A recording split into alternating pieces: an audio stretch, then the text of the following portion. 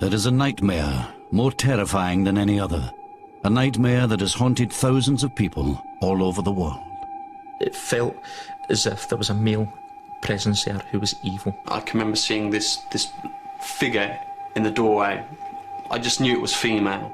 A presence comes into the room, paralyzes its victim, then leaps on their body and assaults them. It hits me so hard at times where it knocks me off my mattress. She's choking me so hard that I think that my voice box is going to collapse. Sometimes it's a shadowy figure, sometimes an old hag, sometimes a demon. But whatever shape it takes, the entity, as it is often called, has concrete effects, leaving its victims battered and exhausted, their lives in pieces. Sufferers are sure that when they see it, they are awake, and it is real. Science, psychology, and religion have all grappled with this phenomenon. Can any explain the mystery of the entity?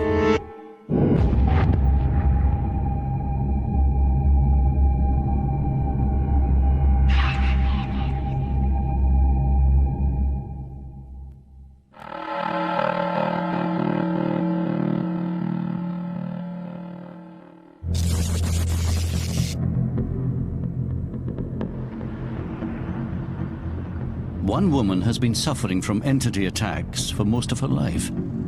They began when she was just 5 years old.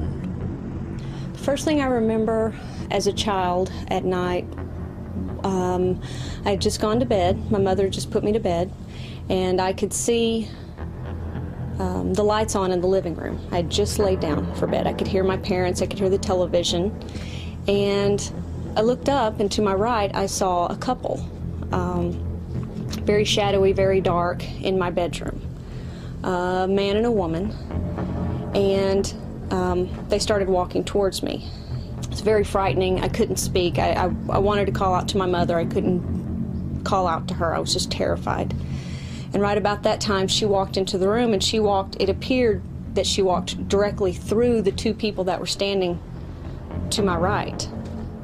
And I began asking her, who are these people in my room? What's going on?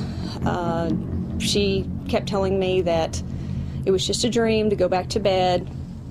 And I said I wasn't asleep, it wasn't a dream. I could hear the television on in the other room. And that was the end of that.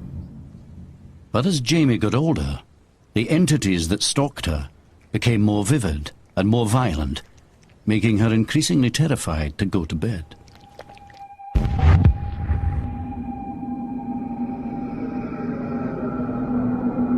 As soon as I become aware that there's someone in the room, I'll go into a paralysis, and I can't move, I can't shout out, I can't, I'm unable to call for help, and I'm unable to stop any kind of attack. Usually it's an attack. You can't move, you can't scream, feels like you've been drugged somehow.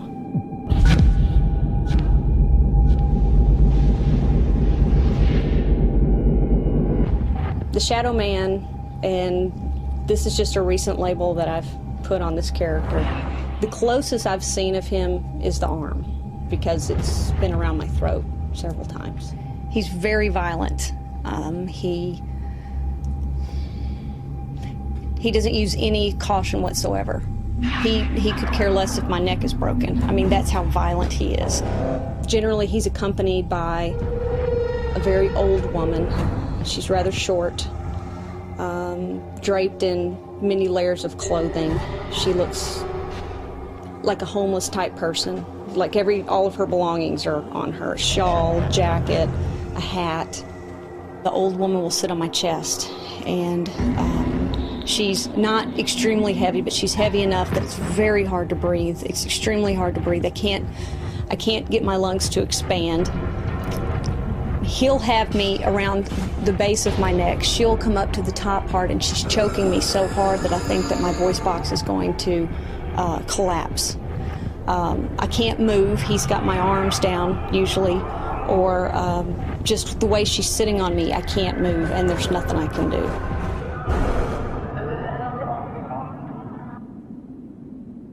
What makes these attacks even more frightening is that Jamie is convinced she is awake. The fear is extremely real. You look around the room, you're looking for any way out. I can see my clock, I can see the curtains, I see everything in the room that tells me that this is real, this is happening to me, this is really happening. And I'm wondering why my husband can't hear them, why he can't hear the struggle, why he can't hear the fight. And beyond that, I'm wondering what's going to happen to me after they kill me, who's next. Your mind and your body thinks you've been through it. But to everyone around you that you associate with, that you work with, your friends, your family, your doctors, they say it was just a dream, just get over it.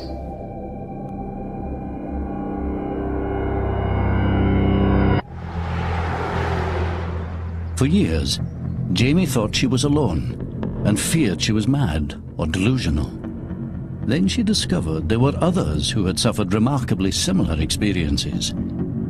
Research for this film produced hundreds of phone calls. I was sleeping in my bed, and there was a presence in the room. I was paralyzed in the bed. He seemed like a shadow. Probably about 6'5", well over 6 foot, very tall. There was someone sitting on my chest. Sitting on top of my chest. The lady was old and haggard. She had straggly grey kind of an old woman standing in front of me. And there was an old lady. This just was not a nightmare. I know that I am awake when this happens. Can't escape from this entity that has entered your room. It's a feeling of perhaps the greatest terror that one can imagine.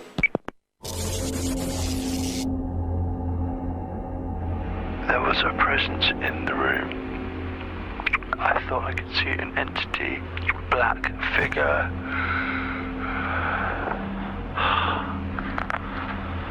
Oh shit. There's a presence in the room. God help me. Matt Watkins is a psychology student at the University of the West of England. Like others, he has experienced entity attacks for most of his life. Unlike others, he often recorded the events as they occurred. Friday the 26th, 20 to 4 in the morning. Saw some things. Still feeling pretty shaky. There was definitely a presence here. Oh God.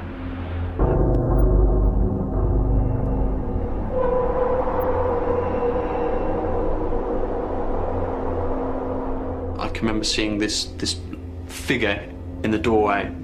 I just knew it was female, but I remember she was old, she had a haggard face, and she saw me, she looked me in the eyes, and she ran right up to my face. The way she came up to me, she glided, stopped right in front of my face, and literally 2 inches away from my nose, looked at me in the eyes, and she had what could be described as black eyeliner running down her face. The fear, it can be a tremendous amount of fear. If you can imagine lying in bed, it's dark, and you've got an intruder in the house. More than that, you're paralysed. Your adrenaline is building up. Your typical human response is to fight or flight. You can't help yourself, you can't defend yourself. And more than that, it's an unusual experience because you're witnessing some kind of hallucination, and for some people, they might think this is some kind of ghost or deity.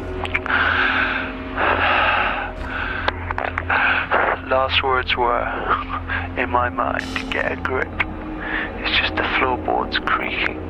Go to sleep, there's nothing to worry about. It's made me question the nature of reality. It's made me look into many different areas. It's made me look into psychiatry, parapsychology, transpersonal psychology, all these different areas. I realised there could be other explanations for this, and then I started looking into it a bit more. Matt was terrified by his visions, but he was also intrigued. He decided to make the entity the focus of his degree. Searching through ancient texts, he was surprised to find evidence of the entity experience dating back over 2,000 years. When doomed to death, I will attend you as a nocturnal fury. I will attack your faces, and brooding upon your restless breasts, I will deprive you of repose by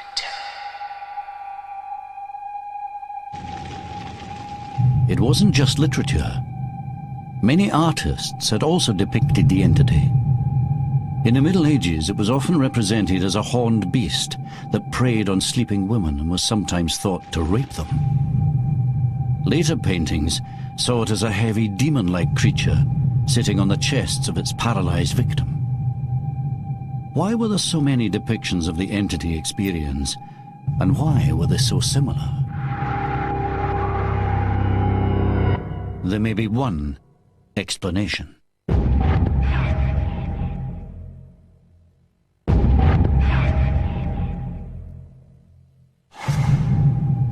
Throughout history and across the world, thousands of people have suffered from nighttime visions in which they are attacked by violent and mysterious entities.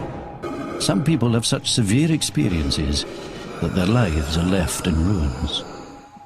Every time something happens like this, I don't really repeat a lot of it, and I try to forget it, and I'm having a very hard time describing how intense it is. The fear is intense. I've woken up with cuts on my hands from my fingernails, clenching my fist. I cracked teeth during my sleep just from the intensity of everything, clenching my jaws.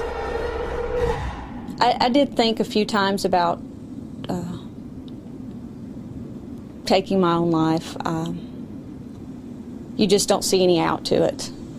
What happens is when you get to the point where you're so tired, you're just so tired, and you're so tired of fighting, and every night you know when you go to bed it's going to be another fight, a struggle. You become afraid to fall asleep. For some of these entity attacks, science may provide one explanation. When we are dreaming, a mechanism in the brain paralyzes us to prevent us acting out our dreams. Some people get trapped in a state between wakefulness and dreaming called sleep paralysis. Dr. Al Shane has studied over 9,000 cases and believes that it may have been experienced in mild form by up to 30% of the world's population. Sleep paralysis, as I view it, is a type of dream, a waking dream, or perhaps more accurately, a waking nightmare. Imagine, if you will, there are two mechanisms deep in the brainstem of the brain. And one of these mechanisms we'll call the wake-up mechanism, and the other one we'll call the dream-on mechanism. And they're linked to one another. In particular, the wake-up mechanism inhibits the dream mechanism. So when this one is turned on, you're awake, alert, conscious of your surroundings, able to respond to your surroundings. Imagine that as your wake-up system turns down, if there's a problem with particular neurotransmitters, it may not be inhibiting the other system. So this one may turn on before this one turns off. So you have two systems on now. So you're awake and you're dreaming. If sleep paralysis might help us understand why these visions seem so real, can it also help explain the shared scenario experienced in the attacks? A way in which the hallucination might build might be from the case in which you imagine that there's something on your chest. Perhaps it's simply the fact that you can't take a deep breath because you are paralyzed after all. One interpretation is that because there's something on your chest preventing you from taking a deep breath. If you've also had a visual hallucination, it's easy now to conclude that whatever that thing was, that is now what is on your chest. Initially, often it's simply a feeling that there's something there. And you are searching for it. If your eyes are closed, you feel that if you just open your eyes, it would be there. If your eyes are open, it may be just out of sight. Perhaps you will see it. Perhaps you will now start to see some form, some vague shape. Maybe you'll hear something, footsteps, movement in the room. You may actually feel something touching you. And you can see as each of these things happen, the hallucination gets fleshed out so that this vague sense of a presence can become a concrete entity in the room. The condition of sleep paralysis might go some way towards explaining why some people are visited by entities, but there are other attacks which reportedly go much further.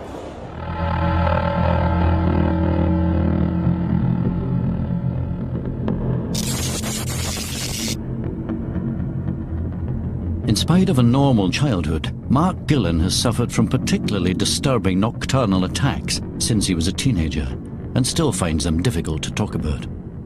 I was only about 17 when this first happened to me.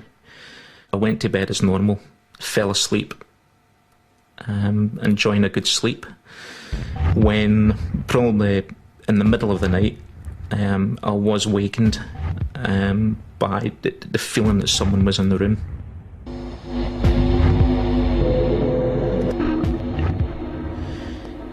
I couldn't explain who it was. I didn't know who it was. I then felt being totally paralysed, the fact that I could not move at all. It was as if the power that was there, the energy, was able to control my body. I was being held down from the back. I could feel his hands on me. I could feel that it was a man. I could feel the size of him. I knew that the size of the person that was there. It was a fully grown man. What happened next was a sexual act.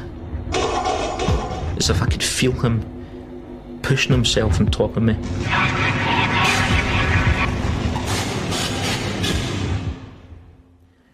I thought I was going to die. I thought that they were going to kill me. When the paralysis eventually went away, I felt as if the presence had withdrawn into the corner in the room, that there was some creaking, not literally moving, but it was creaking as if there was something there.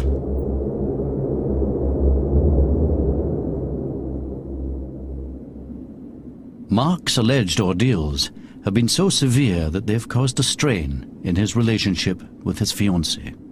Vary refuses to talk about this for one reason.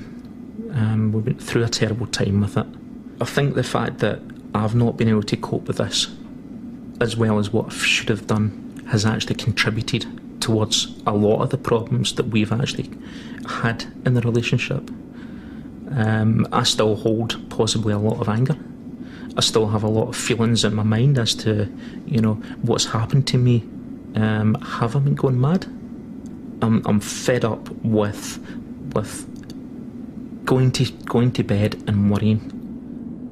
Mark's attacks are horrifyingly real to him, but Dr. Shane believes that a scientific knowledge of how sleep works might explain not only these attacks, but also the myth of demonic assaults on medieval women.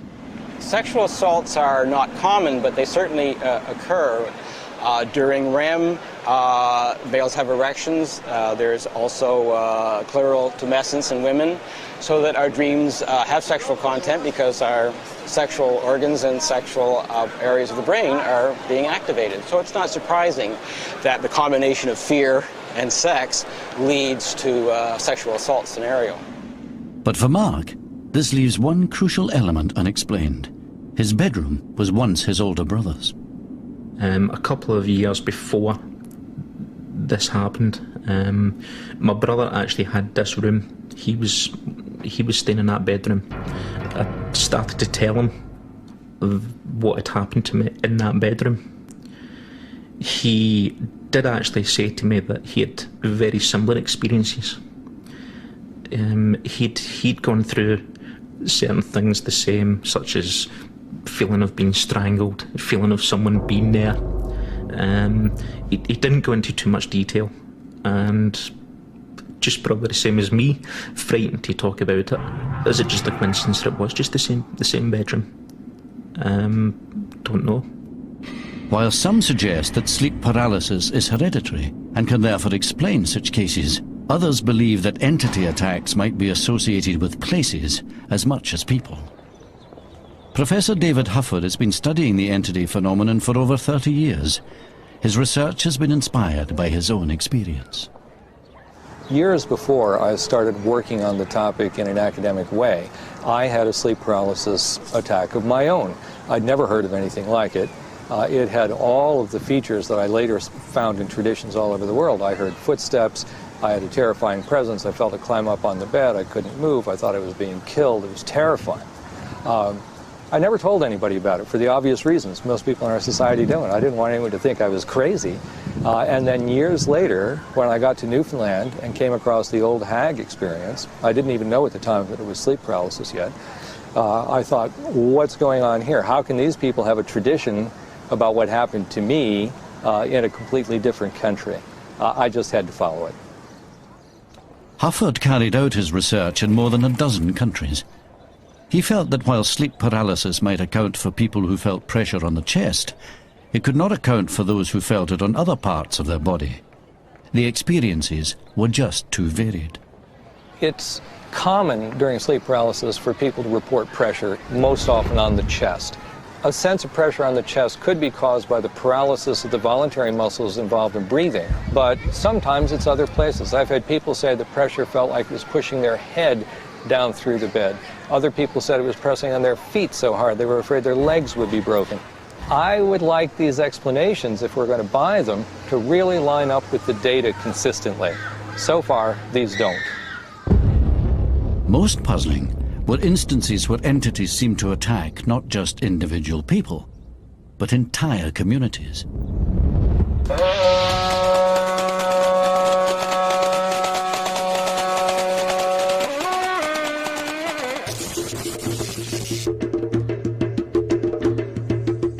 Villagers on the isolated island of Pemba, off the east coast of Africa, claimed that they had been plagued by an entity for more than a decade. Like Mark Gillen, some also feel that it has sexually assaulted them. They call this entity the Popabawa. Na hawa huwa si namna, maana tuseme ile shetani anatuseme lipo. Yua mwanamke na kwa wanaume wapo, wanawake wapo. Upo. Yani kama kijivuli kilivyo, basi na hicho ndio kinapotembea. Yani kijivuli tu, yani ni kama kijivuli, lakini unahisi ni kijivuli cha kutisha. Si kijivuli kama chako wewe hichi. Ni mfano tu, lakini ni kijivuli yani cha kutisha. Kuingia ndani nikapoteza kama sina fahamu, lakini ndipo kwa zile fahamu zako zitakuwa sipo, wamuona, lakini huwezi kufanya chochote, mtoto utakuacha. Halafu yake kukamua. Wapiga mikelele haitoki. Sasa mule wewe kama unaona mwapigana wewe. Hapo kitu cha ajabu. Mlango umefungwa. Sasa wewe anakutokezea matokezeo kama yale. Sasa vipi unahisi hili jambo na unajua kwa kweli kamata kama hivyo leo unapiga ukelele, unaamka kitu mtu maji. Kwa hapo tukaona itakuwa tabu sana hii, watu hawalali. Wapita wakiwakamua, watoto wapiga mikelele usiku. Tukafanya shauri hiyo ndio tukaenda tuko. Hatukumpata, alitutoka. Lakini inakuanisha kama ni kitu cha shetani. Maana yake kile kitu kinakuja kama kitu shetani, unafahamu, katika usingizini. Upo.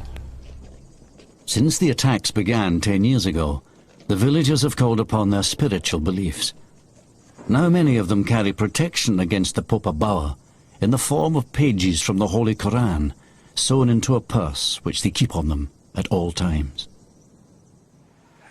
Si nguvu, isipokuwa mwili wangu tu ni mzito. Yani nikwambia mzito, unaweza kufahamu. Si mzito wa kilo. Ni kwamba kilinifika tu pale kitaka kunivamia, lakini kunivamia yenyewe kilinivamia, lakini hakunivamia kama kinavyofanya wenzangu. For the villagers of Pemba, the supernatural nature of entity attacks is accepted without question. Only 200 years ago, Western cultures would have taken the same stance. To this day, the more science falls short of a full explanation for these terrifying encounters, the more some sufferers have been tempted to look beyond the rational, towards the religious institutions which recognize that supernatural phenomena may be real. I personally witnessed some of the things that Ted was encountering.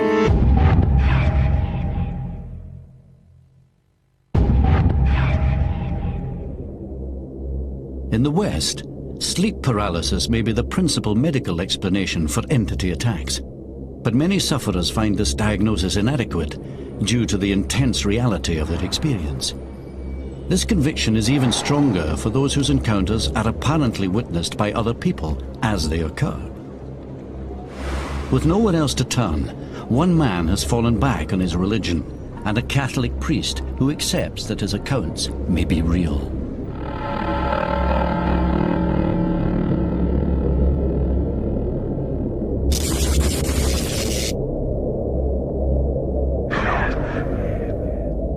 I've been hit by like an unseen force. It hits my chest. It penetrates right through my head, through my body, through my chest, yanking my legs. It hits me so hard at times where it knocks me off my mattress.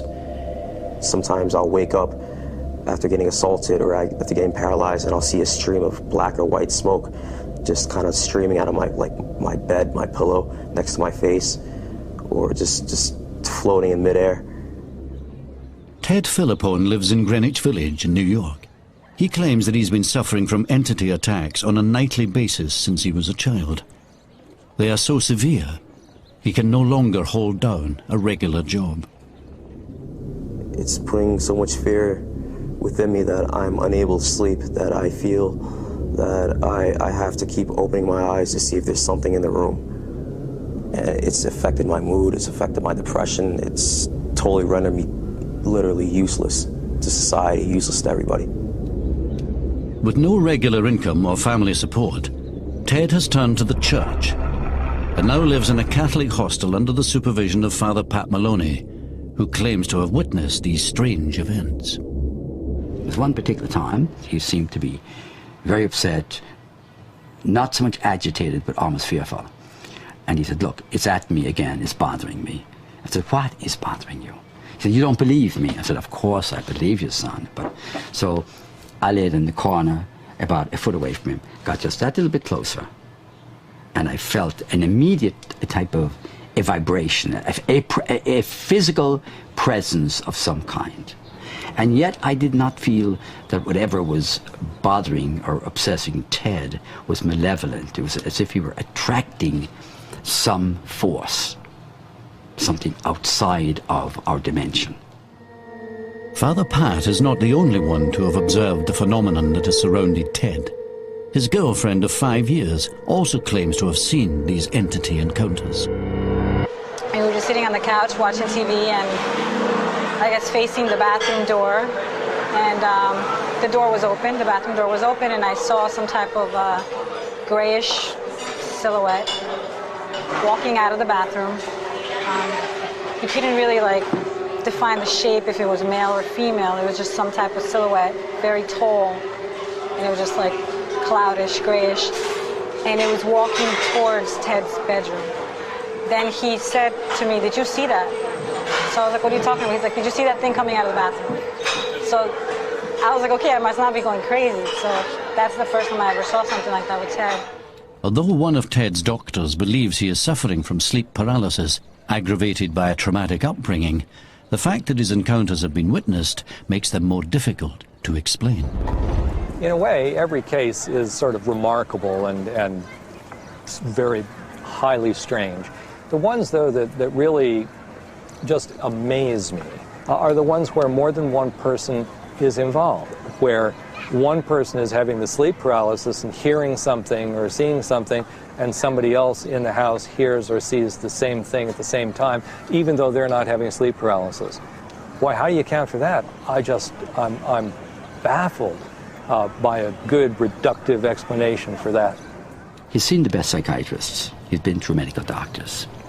We've tried everything. I've tried praying with him. I've tried all the things I know how. And I am still convinced there is something there. While academics find Ted's experiences baffling, age-old religious traditions are less surprised. In fact, they suggest such experiences occur regularly and are even treatable. Lou Gentili is a demonologist and a devout Roman Catholic. He claims that he has often helped people in Ted's situation. We've arranged for him to come to New York to see what his methods might reveal. Demonology is the study of fallen angels.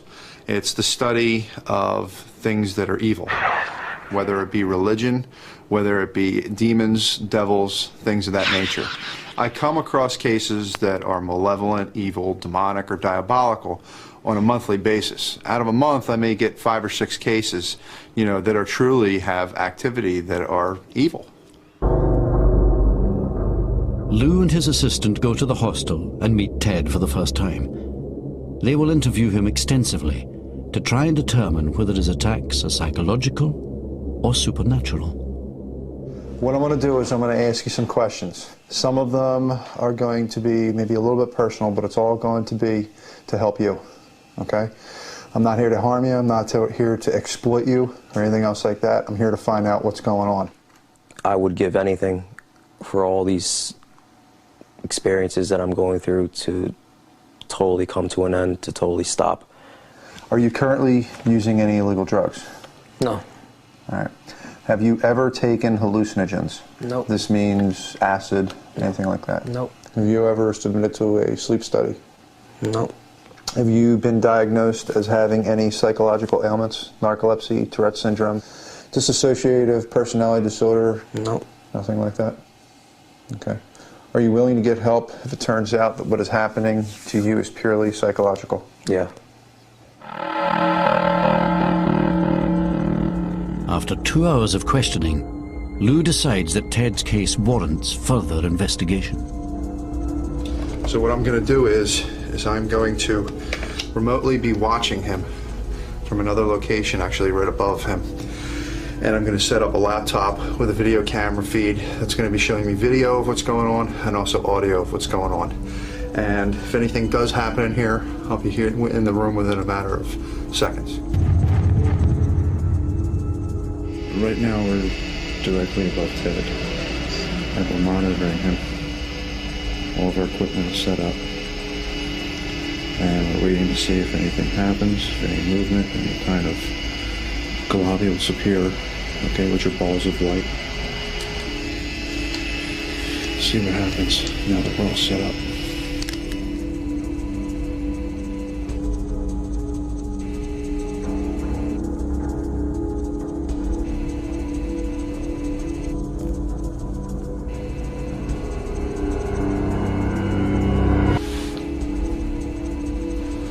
Ted said that something grabbed his leg, went on video, we see his leg go.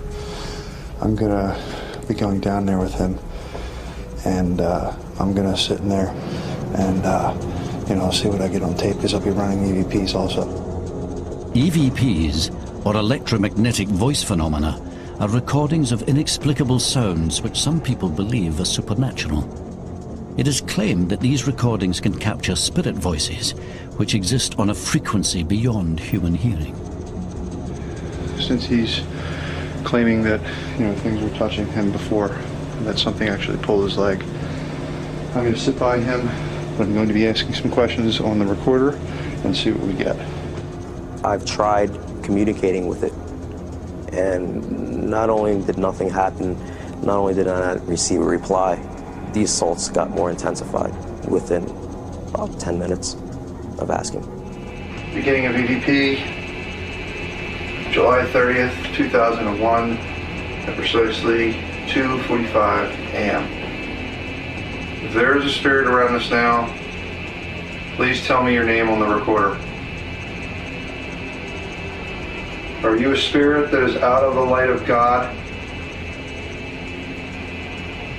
Please release whatever has been performed on Ted. I ask this in the name of Jesus Christ, our Lord and Savior. End of recording. As expected, there is no audible sound in the room. But when the scene is played back from the point of view of the recorder, an apparently different picture emerges.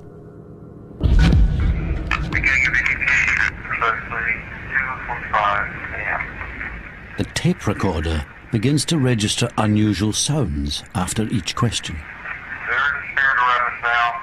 Please tell me your name on the recorder.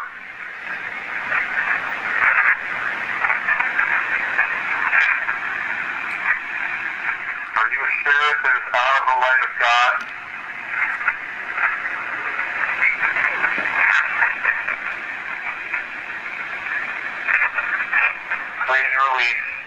whatever has been performed on Ted.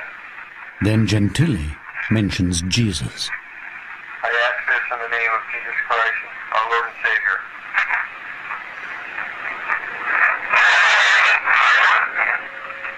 The sound that you just heard in some people's minds could be portrayed as static discharge, which to me is ridiculous, because I've heard the things scream blasphemies, okay, in people's houses, and include the client's name, people's names, people who aren't even a part of the case. What you heard it's as real as it gets. After hearing the sounds on this recording, we decided to have the tape analysed by forensic experts. They suggested that the only way similar sounds could be created would be from rubbing the microphone or through a remote receiver, neither of which were apparent during Lou's investigation. At the end of the night, Lou gives Ted his opinion. You know, what we talked about before, about the faith and things like that, I think what's happening here is this thing is driving you to the way you are becoming because of the way that your faith is, and you need to reaffirm your faith. And all these are scare tactics, that's it. They're going to try and scare you. They're going to poke you, they're going to prod you, they're going to hit you, things like that, but they're not going to get completely violent, because somewhere in your heart you do have faith. You just haven't brought it completely out yet. So if I lose total faith, it's going to get more violent? Yes. All I want is just to sleep peacefully without always sleeping with one eye open, looking at the corner of my eye, opening, closing, just to see if there's an entity in the room. I question myself, why is this happening? Why can't it just stop? It seems to me that he has a supernatural, preternatural, and a psychological problem. As far as the spiritual side of things, we're going to try and get him back into his faith. The idea that Ted is being harassed by an evil spirit may sound bizarre, especially in a world which prioritizes scientific proof. But there is one case of nocturnal assault that goes way beyond even the most extreme entity visitations. For one man believes that the entity is not attacking him from the outside, but from within.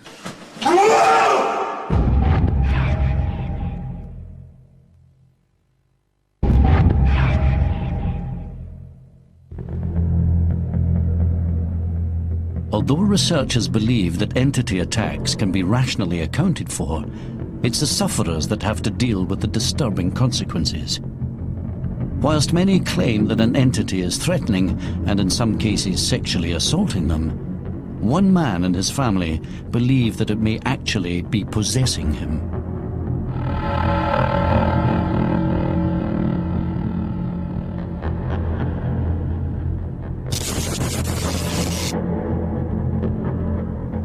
I think he's possessed because when he's awake, he's not violent, and he just don't look like himself when he's having a night terror. He don't sound like himself. He has a terrifying holler. His eyes are glazy looking. They just don't look like him.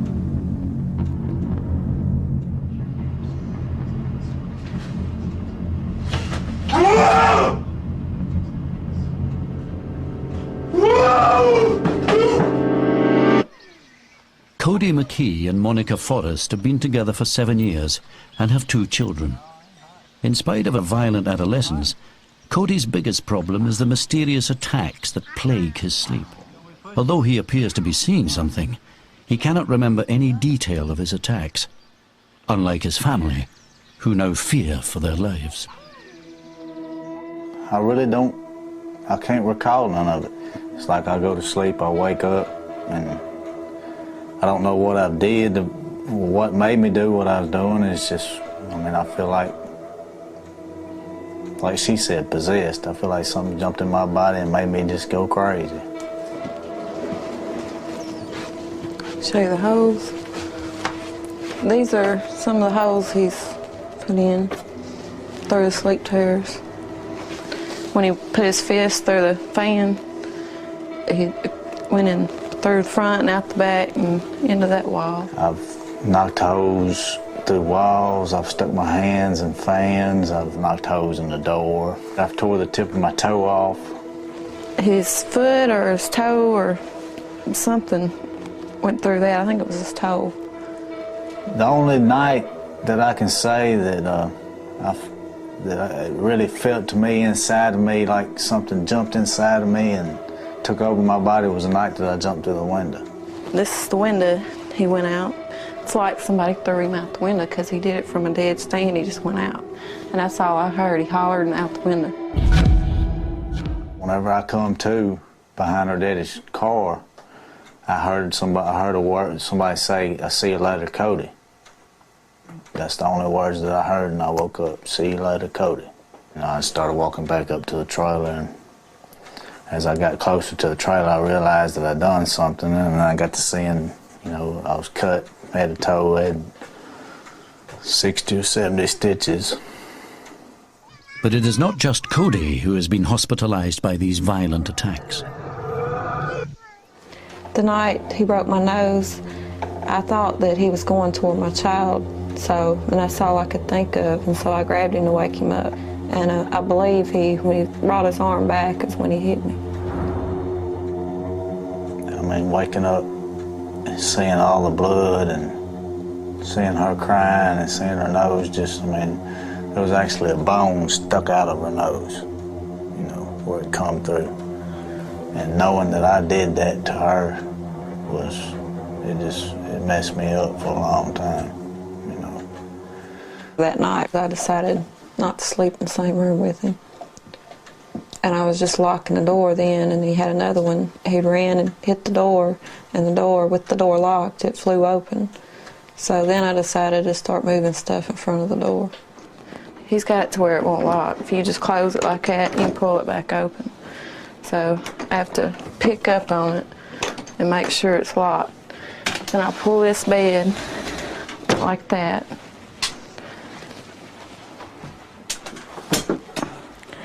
Then I pull this up against it like that. That way he can't come in. Yet he hasn't been able to. When he hits the door now, it'll crack like that much. As far as he can get it.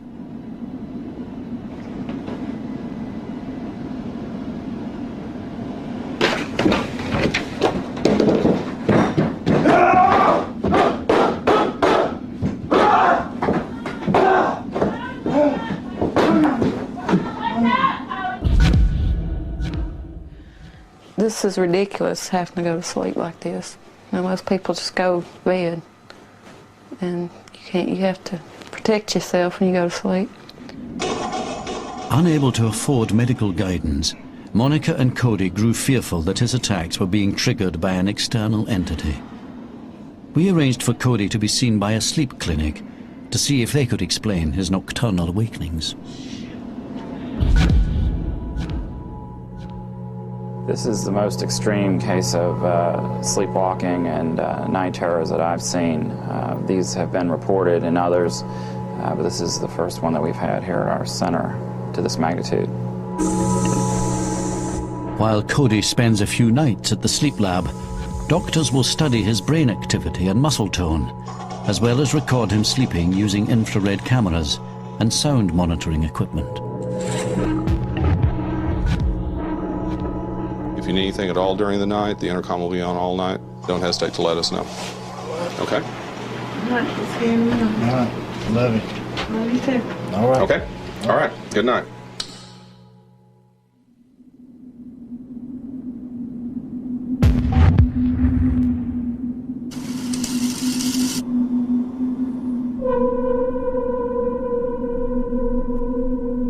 During the first night of monitoring, Cody appears to wake up, terrified. The EEG machine shows that he is still in deep sleep and not dreaming. If Cody isn't dreaming, what could be provoking him in such a way?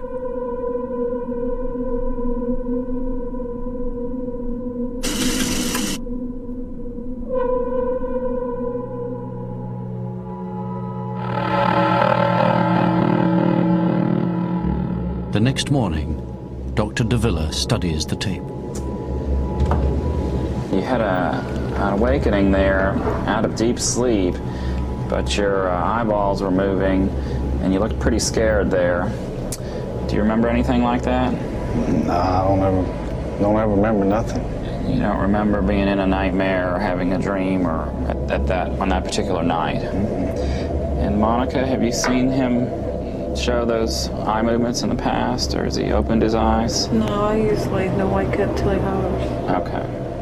It looks wicked to see my eyes open like that. I mean, it just don't look like me, really.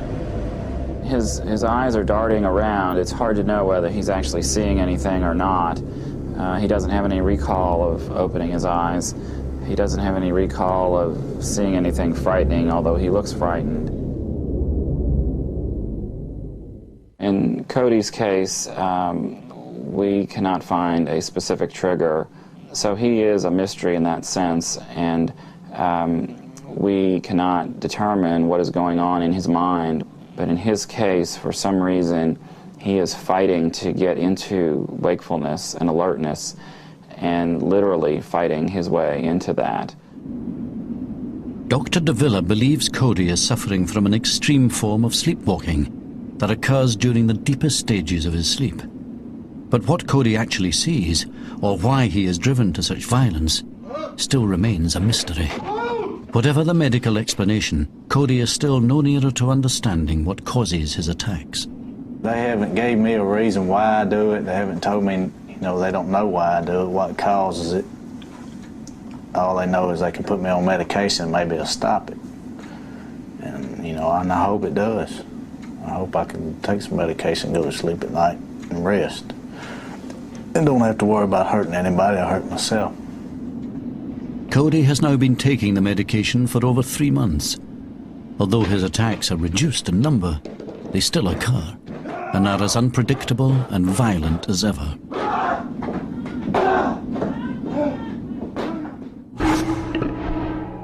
For many who suffer from nocturnal assaults, their testimony is evidence of an experience that is still not fully understood. I've seen lots of different explanations offered as the scientific explanation of this. In general, and in fact all of them that I know of, do not fit the data of the experience well. Now maybe someday people will be able to get to the point where they really do fit well, but I do think that it's not fair to people's experience and people's understanding of this sort of thing to take a loose, sloppy, hypothetical, scientific explanation and figure, well, at least it's scientific, we ought to accept it. No, that's not right. It ought to really account for what needs to be accounted for. None of them do yet. Good luck, everybody. Keep working on it, but let's not claim that it's been done. Whether or not science will one day offer a full explanation for these nocturnal attacks is unclear. What is clear is that those who suffer will continue to live in fear of what lurks on the other side of sleep.